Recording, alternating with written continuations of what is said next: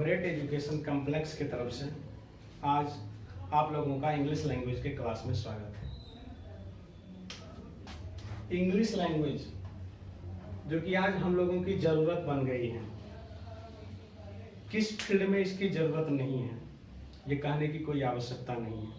आप लोग पहले से ही रूबरू हैं कि आज हम लोग एक कदम भी इंग्लिश लैंग्वेज के बिना नहीं चल सकते हैं। तो सबसे पहला सवाल, इंग्लिश लैंग्वेज कुछ देश में लोग फर्स्ट लैंग्वेज के रूप में सीखते हैं। हम लोग अपने देश इंडिया की बात करें तो यहाँ हम लोग English language as a second language सीखते हैं। इंग्लिश हम लोगों का सेकेंड लैंग्वेज है, फर्स्ट लैंग्वेज नहीं है। तो सबसे पहला सवाल ये कि इंग्लिश लैंग्वेज को सेकेंड लैंग्वेज के रूप में हम लोग कैसे सीखें।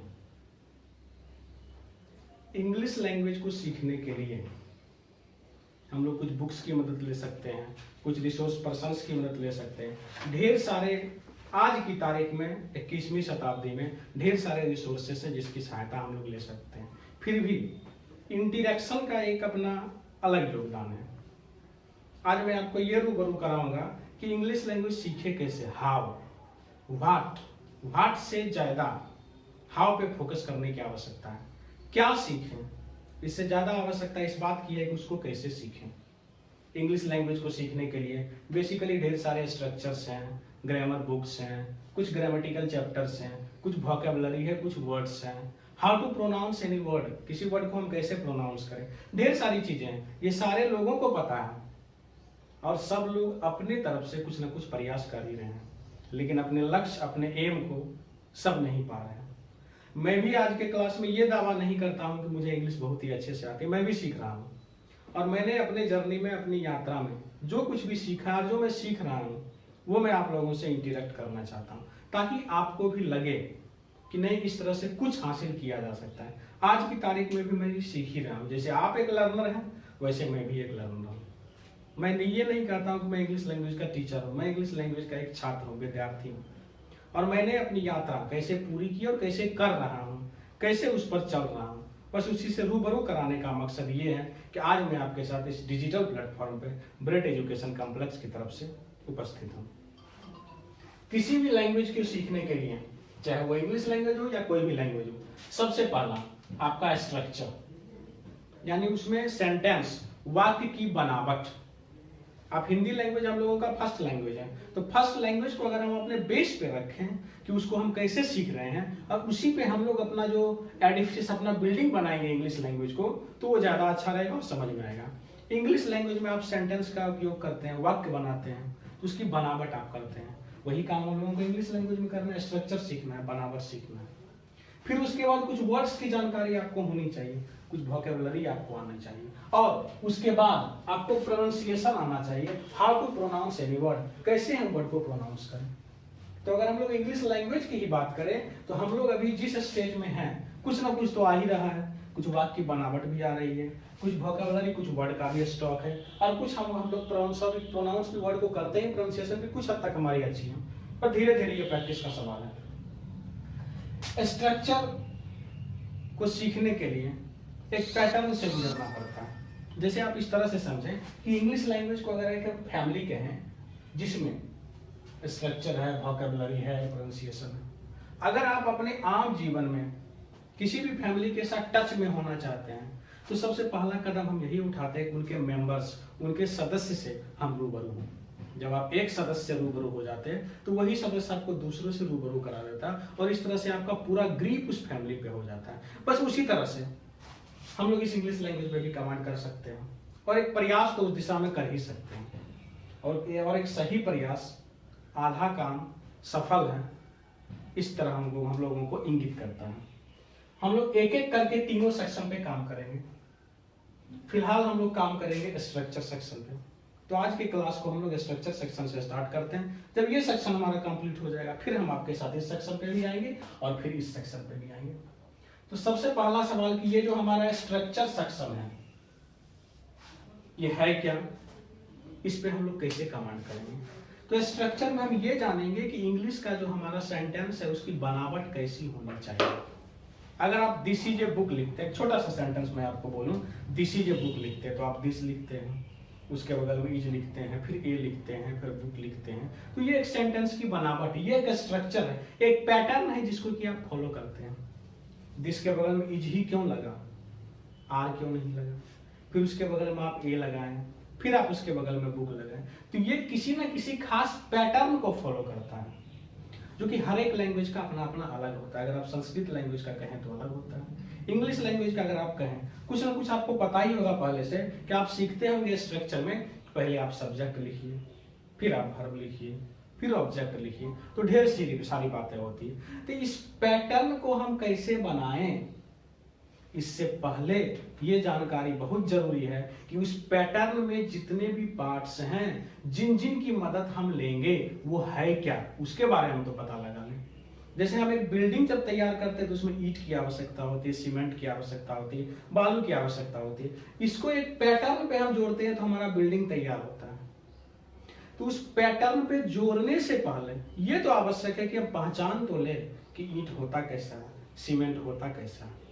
तो इस पैटर्न को, इस बनावट को जानने से पहले इस पैटर्न में किन किन लोगों का, किन किन चीजों का सहयोग होगा, उस पे कमांड होना बहुत ही जरूरी है। और उसमें आपका सबसे पहला आता है टर्मिनोलॉजी, टर्म्स, कुछ बेसिक टर्म्स जिसकी जानकारी होनी आपके लिए बहुत जरूरी है। अगर आप जान ही नहीं पाइएगा कि ये ईंट है तो आप उसको कहाँ लगाइएगा, लगाने के बाद फिर दूसरी बात है। तो आपके पास सबसे पहले कुछ टर्म्स की जानकारी होनी चाहिए। हम लोग आज के क्लास में कुछ टर्म्स को फोकस करेंगे। ये आपके सामने 8 टर्म्स लिखा हुआ, alphabet, letter, capital letter, small letter, vowel, consonant, semi vowel word. इस 8 टर्म से हम रूबरू होंगे और इसी तरह से एक पैटर्न को हम फॉलो करेंगे। अगले क्लास में इसके बाद का टर्म्स लेंगे, फिर उसके क्लास में एक बाद का टर्म्स लेंगे और एक सीक्वेंस में हम लोग काम करेंगे। और जब सारे टर्म्स की जानकारी जब हो जाएगी तो उससे हम बिल्डिंग कैसे तैयार करेंगे, उससे स्ट्रक्चर कैसे तैयार करेंगे, कैसे एक प्रॉपर पैटर्न का शेप उसको देंगे, इस बारे में हम जानेंगे। तो सबसे पहला काम हमारा ये है क्या। अब इसको जानने के लिए कोई ज्यादा आवश्यकता नहीं है कि इसको एक खास अंदाज में परिभाषित करना, इसकी परिभाषा को जानना। वो थोड़े देर के लिए एक ड्राई आइटम हो सकता है। जैसे हम ये जाने कि ईमानदारी सर्वोत्तम नीति होती है, honesty is the best policy, सबको पता है, लेकिन इसको लागू करना सबके लिए महंगा है।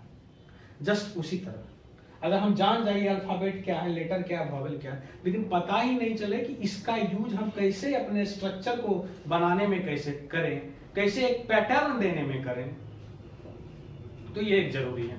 तो हम लोग इसको इतने लेवल पे ही जानेंगे कि हम जान पाए कि है क्या। एक एक करके हम लोग इसकी शुरुआत करते हैं। आपका सबसे पहला टर्म है अल्फाबेट। इसको हम लोग तोड़े तो अल्फा और प्लस बेट, ये बना है 2 वर्ड से, अल्फा और beta, ALPHA alpha and BETA beta. ये आपको ग्रीक अल्फाबेट का पहला 2 लेटर्स है। ग्रीक अल्फाबेट का ये पहला 2 लेटर्स है, अल्फा और बीटा, इसी से बना है अल्फाबेट। अल्फाबेट कहते किसको है, जिसमें लेटर्स को हम लोग अरेंज करते हैं। अगर आप इंग्लिश लैंग्वेज की बात करें तो इंग्लिश लैंग्वेज में, इंग्लिश अल्फाबेट में टोटल, इंग्लिश अल्फाबेट में आपको टोटल 26 लेटर्स होगा। इंग्लिश अल्फाबेट्स की अगर हम लोग बात करें तो 26 लेटर्स हमारे इंग्लिश अल्फाबेट में होता है। इसी 26 लेटर्स का जो एक अरेंजमेंट तैयार होता है उसी को हम लोग अल्फाबेट कहते हैं। एकदम बेसिक 0 लेवल से हम लोग काम कर रहे हैं। मुझे नहीं पता कि सामने वाले को क्या पता, जहां से ये पता होना जरूरी है कि हम इंग्लिश लैंग्वेज का पता लगा सके, वही हमारा पॉइंट है। हमारी शुरुआत वहीं से है। इंग्लिश लैंग्वेज में अगर हम लोग बात करें तो उसके अल्फाबेट में 26 लेटर्स होते हैं, ABCDE। आप ABCD की बनावट अगर अपने माइंड के सामने, इमेज के सामने लाते हैं तो इंग्लिश अल्फाबेट में जो लेटर्स होते हैं टोटल 26 लेटर्स होते हैं। उसकी जो एक बनावट तैयार होती है उसे अल्फाबेट कहा जाता है। अल्फाबेट किसको कहते हैं, इंग्लिश लैंग्वेज की अगर हम लोग बात करें तो 26 लेटर्स की एक बनावट है। ए पहले आएगा, बी बाद में आएगा, सी बाद में आएगा, डी बाद में आएगा। इसी की एक जो बनावट है, इसी को हम लोग अल्फाबेट कहते हैं। और हमारे इंग्लिश अल्फाबेट में कितने लेटर्स होते हैं, 26 लेटर्स। सेकंड वर्ड आपके पास लेटर लिखा हुआ है। लेटर इंग्लिश अल्फाबेट का एक कंस्टिट्यूएंट पार्ट है। यही लेटर योगदान करता है अल्फाबेट बनाने में। तो लेटर्स की संख्या कितनी हो गई, जैसा मैंने आपको बता ही दिया 26। इंग्लिश अल्फाबेट में आपको लेटर्स जो होते हैं वो होते हैं 26। अभी तक हमने दो ही बात जाना है। पहला, इंग्लिश अल्फाबेट जो हमारा है उसमें 26 लेटर्स होते हैं, और इंग्लिश अल्फाबेट के सारे लेटर्स को एक ऑर्डर में जब आप अरेंज करते हैं तो वो अल्फाबेट का रूप लेता है। अगर आपसे ये पूछा जाए कि इंग्लिश अल्फाबेट में कितने लेटर्स होते हैं तो 26, ए से लेके जेड तक। अब इस 26 लेटर्स को हम कितने तरीके, कितने स्टाइल से लिख सकते हैं, अगली बात। तो उसी में आपका एक स्टाइल आता है कैपिटल लेटर और एक स्टाइल आता है आपका स्मॉल लेटर। इसमें कैपिटल लेटर की बनावट ये होती है, ए बी इस तरह से, और स्मॉल लेटर्स की भी होती है। आज के क्लास में मैं आपको ये कहना चाहता हूँ कि आप ए से लेके जेड तक कैपिटल लेटर्स और ए से लेके जेड तक स्मॉल लेटर्स, इसका अभ्यास, इसका प्रैक्टिस थोड़ा सा करेंगे। थोड़ा थोड़ा करते जाएंगे तो हम लोग सीखते चले जाएंगे। तो इंग्लिश अल्फाबेट में लेटर्स में 26। दूसरी बात है उसको कितने तरीके, कितने स्टाइल से लिख सकते हैं, दो स्टाइल से, कैपिटल लेटर और स्मॉल लेटर, एबीसीडी इस तरह से और एबीसीडी इस तरह से। अब आप नेक्स्ट में आइए, ये जो इंग्लिश अल्फाबेट में आपका जो 26 लेटर्स होता है इसको हम लोग डिवाइड करेंगे, क्लासिफाई करेंगे। तो टोटल 26 लेटर्स जो आपका होता है, इस 26 लेटर्स को हम लोग दो पार्ट में डिवाइड करते हैं। एक पार्ट कहलाता है हमारा वॉवेल और एक पार्ट कहलाता है हमारा कॉन्सोनेंट। एक पार्ट वॉवेल, एक पार्ट कॉन्सोनेंट। बेसिकली अगर हम देखें तो इसका दो ही पार्ट होता है, एक होता है वॉवेल और एक होता है कॉन्सोनेंट, मेजर पार्ट, और एक पार्ट हम लोग बोलते हैं सेमी वॉवेल। तो सेमी वॉवेल कोई नया पार्ट नहीं है, आप ऐसे देखें semi and vowel. Semi means half, आधा, जैसे आप सेमी सर्कल पढ़ते हैं अर्धवृत्त, आधा, तो ये आधा वॉवेल है। इसका मतलब है कि हमारा मेजर डिवीजन दो है, एक डिवीजन हमारा वॉवेल है और दूसरा डिवीजन हमारा कॉन्सोनेंट। ए से लेके जेड तक में वॉवेल्स जो होते हैं वो आपको 5 होते हैं, ए ई आई ओ यू। आपको जो वॉवेल्स होंगे वो आपको 5 होंगे, ए E I O U. Consonant मैं यहां लिख रहा हूं, कॉन्सोनेंट ये आपको 19, B C D F G H J 4 5 6 7 8 9 10 11 12 13 14 15 16 17 18 19। अब आप आइए कि इंग्लिश अल्फाबेट में टोटल लेटर्स हुए 26, इसमें से 5 आपको वॉवेल्स होंगे, ए ई आई ओ यू, 19 हो गए आपके कॉन्सोनेंट। बाकी जो 2 बचा W और Y, इसको हम लोग सेमी वॉवेल में रख सकते हैं, W और Y इसको हम लोग सेमी वॉवेल में रख सकते हैं। जैसा कि मैंने आपको पहले कहा कि इंग्लिश अल्फाबेट के जो भी 26 लेटर्स होते हैं उसके दो ही डिवीजन में होते हैं, एक वॉवेल और एक कॉन्सोनेंट। तो वॉवेल हो गए 5, और अगर आप कॉन्सोनेंट भी कहते हैं तो इसको आप इसी में ऐड कर सकते हैं। तो आप कॉन्सोनेंट को कह सकते हैं +2 = 21। तो एक सवाल यहाँ पे उठना लाजमी है, अगर ये 21 है तो सेमी वॉवेल का क्या कंसेप्ट है, और अगर सेमी वॉवेल 2 है तो इसको 21 क्यों बोलेंगे। थोड़ा सा हम लोग सेमी वॉवेल के फंक्शन को अगर समझ लें तो ये दुविधा हमारी दूर हो जाएगी। सेमी मीन्स होता है half, vowel means vowel. Semi vowel के कंसेप्ट को समझने के लिए थोड़ा सा आप इधर आइए, थोड़ा सा आप डिक्शनरी में जाइए, और आप डिक्शनरी में जितने भी वर्ड्स को देख रहे हैं, जाहिर सी बात है कि इंग्लिश लैंग्वेज में जितने भी वर्ड्स होंगे वो इंग्लिश अल्फाबेट में जितने लेटर्स मौजूद हैं उसी से बने होंगे। आपको मैंने पहले ही बताया कि इंग्लिश अल्फाबेट में 26 लेटर्स होते हैं, तो पूरी इंग्लिश लैंग्वेज के डिक्शनरी में आप जितने वर्ड से रूबरू होंगे वो उसी 26 लेटर्स से बना होगा। और अगर आप उस 26 लेटर्स का दो डिवीजन कीजिए, वॉवेल और कॉन्सोनेंट, तब ये एक बात तय है कि उसमें जो भी वर्ड बनेगा वो वॉवेल और कॉन्सोनेंट से ही बनेगा। क्यों? क्योंकि वर्ड कहते किसको है, आपका नेक्स्ट टॉपिक जो वर्ड है ये किसको कहते हैं, एक ग्रुप ऑफ लेटर्स। लेटर्स का ही एक ग्रुप होगा जिसको कि हम लोग अरेंज करेंगे एक पर्टिकुलर ऑर्डर में। जैसे एग्जांपल पेन का लेते हैं, PEN, ये इंग्लिश लैंग्वेज का एक वर्ड है। P एक लेटर है, E एक लेटर है, N एक लेटर है। तीनों लेटर को एक सीक्वेंस में हमने डाला, पहले P लिखा, फिर E लिखा, फिर N लिखा, तो एक वर्ड बना पेन। इसी को अगर हम लोग लिखे NEP, तो कोई वर्ड नहीं बन रहा। तो एक ऑर्डर भी होना चाहिए और एक पार्टिकुलर ऐसा ऑर्डर होना चाहिए जो एक मीनिंग दे, तो उसको हम लोग वर्ड कहते हैं। अब आप आइए डिक्शनरी में जितने भी वर्ड हैं 26 लेटर्स से ही बनेंगे। उस 26 लेटर्स का डिवीजन वॉवेल और कॉन्सोनेंट होता है। तो वर्ड की परिभाषा आप दूसरे तरीके से कर सकते हैं कि कोई भी वर्ड जो बनेगा वो वॉवेल और कॉन्सोनेंट के मिलने से ही बनेगा। अगर आप पेन लिखते हैं तो PEN है। ये कहां से लेटर्स है? तो इंग्लिश अल्फाबेट के 26 लेटर्स है, 3 लेटर्स इसमें है PEN। और इसको अगर आप वॉवेल कॉन्सोनेंट में आए तो इसमें वॉवेल होगा, कॉन्सोनेंट होगा। P आपका क्या है? कॉन्सोनेंट है। E क्या है? वॉवेल है। N क्या है? कॉन्सोनेंट है।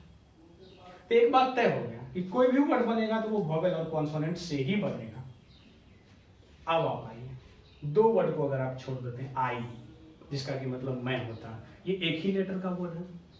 ए जिसका कि मतलब एक होता है, ये एक सिंगल लेटर का वर्ड है। पेन, अब जरा इस पे बारीकी कीजिएगा। पेन अगर पूछे क्या है तो पेन एक वर्ड है और कितने लेटर्स से बना है? तो 3 लेटर्स से, P, E और N। P को क्या बोलेंगे? एक लेटर है। E क्या है? एक लेटर है। N क्या है? एक लेटर है। अब टर्म्स पे केयर कीजिए। P एक लेटर है, E एक लेटर है, N एक लेटर है, जिससे एक वर्ड बना पेन। तो आपका वर्ड वॉवेल और कॉन्सोनेंट से बनता है। अब मैं आपको एक एग्जांपल यहां लिखूं, यू। एक एग्जांपल मैं आपको लिखूं ट्राई, और एक एग्जांपल मैं आपको लिखूं वॉच। आप आइए यहां यू पे, यहां पे यहां ओ और यू, ये आपका क्या है? प्योर वॉवेल है। 5 तो प्योर वॉवेल आपका है, ए ई आई ओ यू, इसमें तो कोई समस्या है नहीं। तो ओ यू आपका वॉवेल है। और अभी हम लोग इस निष्कर्ष पे पहुंचे कि कोई भी वर्ड बनेगा तो वॉवेल और कॉन्सोनेंट से ही बनेगा। बचा आपका वाई, जिसको कि आप कह रहे हैं कि सेम वॉवेल। और वर्ड का मेजर डिवीजन क्या है? लेटर्स का मेजर डिवीजन क्या है? Vowel consonant. तो अगर वहां पे वो वॉवेल है तो ऑब्वियस है कि वाई को क्या होना पड़ेगा? वाई को कॉन्सोनेंट होना पड़ेगा। तो इस वर्ड में वाई किस चीज का फंक्शन किया? कॉन्सोनेंट का फंक्शन किया। इसीलिए इसको सेमी वॉवेल था, आधा वॉवेल आधा कॉन्सोनेंट। कभी ये किसी वर्ड में आके वॉवेल का फंक्शन करता है, कभी ये किसी वर्ड में आके कॉन्सोनेंट का फंक्शन करता है, इसीलिए इसको सेमी वॉवेल कहते हैं। अब दूसरी दुविधा ये होगी कि इसको हम लोग कॉन्सोनेंट में ही क्यों रखेंगे? ज्यादा केसेज में इसको हम वॉवेल में ही क्यों नहीं रखेंगे? आइए, ट्राई, टी आर आपका क्या है? प्योर कॉन्सोनेंट है। 19 में तो कोई दिक्कत नहीं है। अब बचा वाई। तो ट्राई अगर एक वर्ड है तो वॉवेल भी होना चाहिए और कॉन्सोनेंट भी होना चाहिए। तो टी आर अगर आपका कॉन्सोनेंट है तो वाई को यहाँ क्या होना पड़ेगा? वाई को यहाँ आपका वॉवेल होना पड़ेगा। तो ये वाई यहाँ पे कॉन्सोनेंट का काम किया, यही वाई यहाँ पे वॉवेल का काम किया। तो कभी ये वॉवेल का काम करता है, कभी ये कॉन्सोनेंट का काम करता है। अब आपके पास एक एग्जाम्पल मैंने लिखा है वॉच। इसमें आप आइए, ए प्योर वॉवेल और ये प्योर कॉन्सोनेंट। तो इस वर्ड में पहले से भी प्योर वॉवेल है, पहले से भी प्योर कॉन्सोनेंट है 19 में से। अब बचा डब्ल्यू, इस केस में इसको हम लोग कॉन्सोनेंट बोलेंगे। तो ज्यादातर केस हमारे वर्ड में ये होता है कि पहले से उसमें 5 प्योर वॉवेल्स में से पहले से उसमें वॉवेल्स मौजूद होते हैं। 19 प्योर कॉन्सोनेंट में से पहले से कॉन्सोनेंट मौजूद होते हैं। उसके बाद अगर डब्ल्यू या वाई आता है तो उसको हम लोग कॉन्सोनेंट की ही संज्ञा देते हैं, कॉन्सोनेंट ही कहते हैं। इसलिए मैक्सिमम केसेज में सेमी वॉवेल कॉन्सोनेंट का ही फंक्शन देता है। यही एक कारण है कि इसको हम लोग कॉन्सोनेंट में जोड़ सकते हैं। तब जरा हम लोग इसको रिकैप कर लें, ब्रीफ कर लें। इंग्लिश अल्फाबेट में 26 लेटर्स, लिखने का तरीका 2, कैपिटल स्मॉल। इसका major division 2, vowel consonant 5 vowel, A E I O U. Consonant pure 19, semi vowel 2, W और वाई। बाकी जो बच गया वो 19 कॉन्सोनेंट। ये सेमी वॉवेल कभी वॉवेल का भी फंक्शन देगा, कभी कॉन्सोनेंट का भी फंक्शन देगा, लेकिन मैक्सिमम केस में ये कॉन्सोनेंट का फंक्शन देता है। इसीलिए हम लोग इसको कॉन्सोनेंट वाले से ही ऐड करके रखते हैं। अल्फाबेट 26 लेटर्स का एक particular arrangement. Letter total 26 letters हमारे इंग्लिश अल्फाबेट में होते हैं। कैपिटल लेटर को लिखने का एक अपना तरीका है, स्मॉल लेटर को लिखने का एक अपना तरीका है। Vowel 5, A E I O U. Consonant 19, semi vowel 2। यही कारण है कि सेमी वॉवेल को आप कॉन्सोनेंट में भी रख सकते हैं, जिसकी चर्चा मैंने आपको पहले कर दी। वर्ड क्या है? तो लेटर्स का एक मीनिंगफुल कॉम्बिनेशन। वर्ड को हम लोग दो तरीके से परिभाषित करेंगे। पहला, लेटर्स, इंग्लिश अल्फाबेट में जो भी लेटर्स हैं उनका एक मीनिंगफुल ऑर्डर आप दीजिएगा, ऑर्डर तो दीजिएगा, अब उस ऑर्डर का कोई मीनिंग निकले। जैसे अगर आप पेन लिखते हैं तो PEN, यही ऑर्डर आपको देना होगा। और अगर आपके जेहन में ये सवाल उठ रहा है कि हम PEN ही ऑर्डर में क्यों नहीं देंगे, NEP क्यों नहीं लिखेंगे, तो वो एक कन्वेंशन है जो कि पहले से हम फॉलो करते हैं। ये एक आर्बिट्ररी ट्रेडिशन है जिसके पीछे कोई लॉजिक नहीं है। अगर पहले NEP से बना दिया जाता कोई वर्ड जिसका मतलब कि कलम होता, तो आज की तारीख में हम उसी को फॉलो करते हैं, लेकिन ऐसा नहीं है। जिस तरह से किसी बच्चे का जन्म होता है और हम कोई नाम रख देते हैं और उस नाम से उसके क्वालिटी को जोड़ देते हैं कि अगर मैंने किसी का नाम राम रखा तो होना चाहिए था कि राम की क्वालिटी होनी चाहिए थी। जिस समय जन्म हुआ उस समय क्या पता। अगर हम लोग किसी का नाम रावण तो रखते नहीं है क्योंकि उसका निगेटिव कोनोटेशन निकलता है, हमारे जेहन में ये सवाल उठता है। वैसे ही वर्ड का कन्वेंशन है, कोई लॉजिक इसके पीछे नहीं है। वर्ड का मीनिंगफुल वर्ड जो हो जाएगा आपको लेटर्स का एक मीनिंगफुल कॉम्बिनेशन हो जाएगा। इस तरह से इतने टर्मिनोलॉजी को, इतने टर्म्स की जानकारी मैंने आपको आज के क्लास में दी। अब इसके अगले क्लास में एक सीक्वेंस हम लोग मेंटेन करेंगे, जिस तरह से स्ट्रक्चर को बनाने के लिए एक पैटर्न की आवश्यकता है। अगले क्लास में मैं आपको वर्ड में फिर से लिख रहा हूं क्योंकि वर्ड की आवश्यकता इन सारे को समझने में लगेगा, इसीलिए वर्ड जिसके बारे में आपको पहले से पता है, अगले क्लास में मैं ब्रीफ कर दूंगा। वर्ड लेटर्स का एक मीनिंगफुल कॉम्बिनेशन, और वर्ड किससे बनता है, वॉवेल और कॉन्सोनेंट से। फ्रेज के बारे में जानकारी लेंगे, क्लाउड के बारे में जानकारी लेंगे, सेंटेंस, सब्जेक्ट, प्रेडिकेट और पार्ट्स ऑफ स्पीच, इतनी जानकारी हम लोग अगले क्लास में लेंगे। आज के लिए इतना ही, धन्यवाद।